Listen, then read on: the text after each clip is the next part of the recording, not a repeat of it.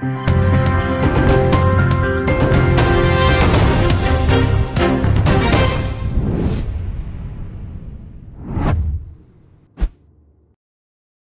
mema obibia akwaba shonkon e de batumagin h ele de so emunua ba muso for mesical na me de ensemu a executive wo man mu baba somo na etie for na saying apart from here papa onya le be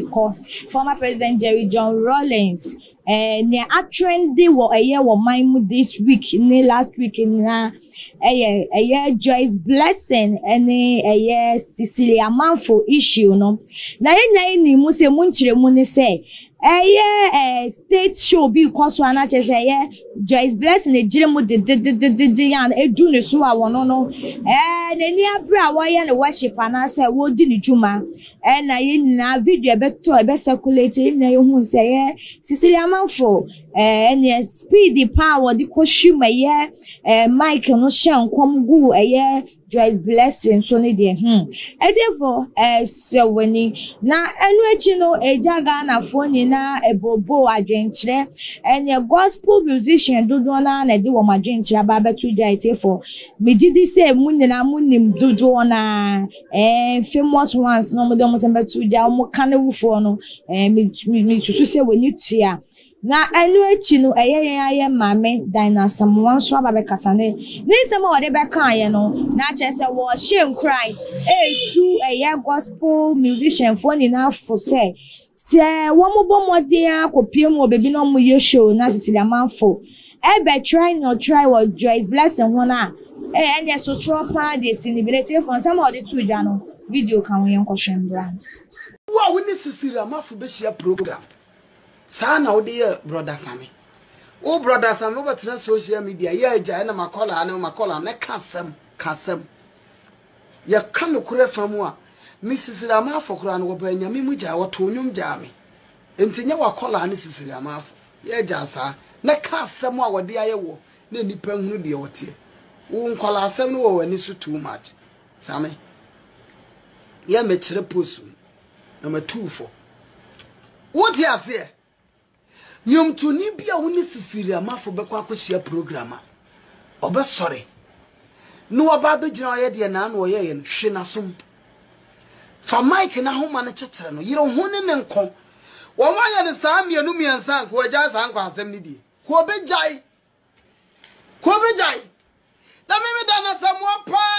mi gina stage na waba so person trend ki be trend ya ko sit Kosovo ki be trend papa nyum to ni bia wo ye ma advice amede mamu mu ye ne sam ye nu miensa ebetene ni so sayedam obetene ni so sawon konkro na wona so ampa wo bo na bibi be ye wo anso so anya won konkro nti na ya na adwere opeso wo trend ni diri ni ya sai na busum 20 ni diri ni ya yira no ansa wo ye sa wo ko trend no nyame asa attende ni biem atani ni biem udi ni bakoso amem na wasori dan ebusianfo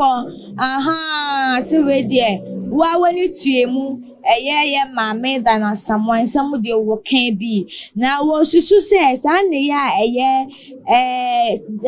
ye mame Cecilia Manfo ye na kwakoye se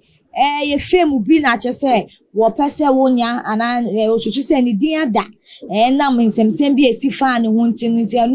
no pese wo je trending na so wonu ne be fa ne side dia etiefo nka trending ne dia wo mo be trending papa che se ka wo be sina so ma stage no so no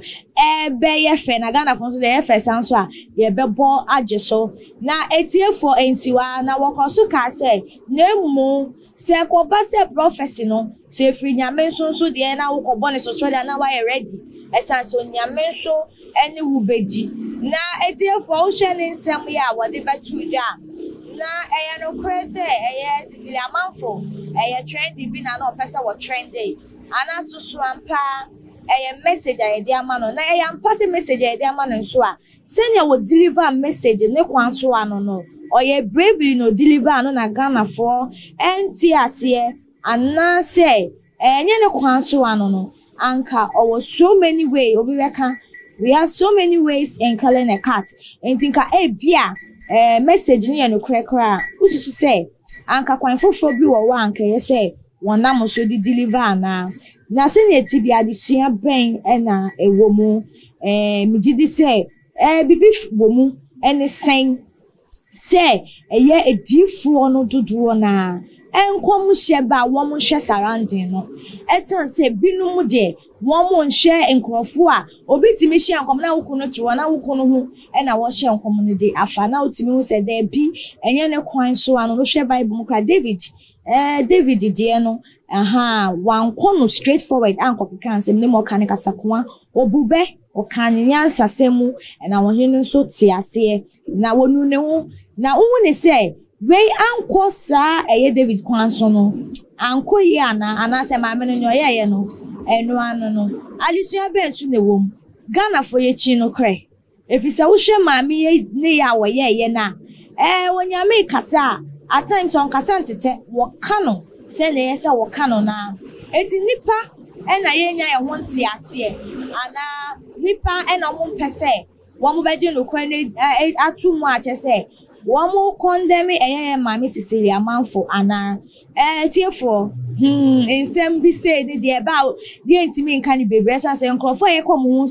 ensem ni na omo ye nimdefo wo mo yo nyame na musifo nia wonye nyame na musini krampo no nia wogina so no megidi say wo krampo ni say akokodro na wo di ejina so ye fancy ye ya na emu ehu behia se mo so adwen kira wo no obeja e de ato ye comment section no e de amai afi subscribe to Tuma GH efide kase no se na dwumedie bi e de betu mu amunimu wona na won so won sa etumi akabi na wetumi achewa adwe fine emo bon waden so na like na share e promote e channel we e for Mexical yes Mexical ba ko pe na mdin kita won beto ma apono so aha mdin we be say e nya me pa ye besan ehia bi makram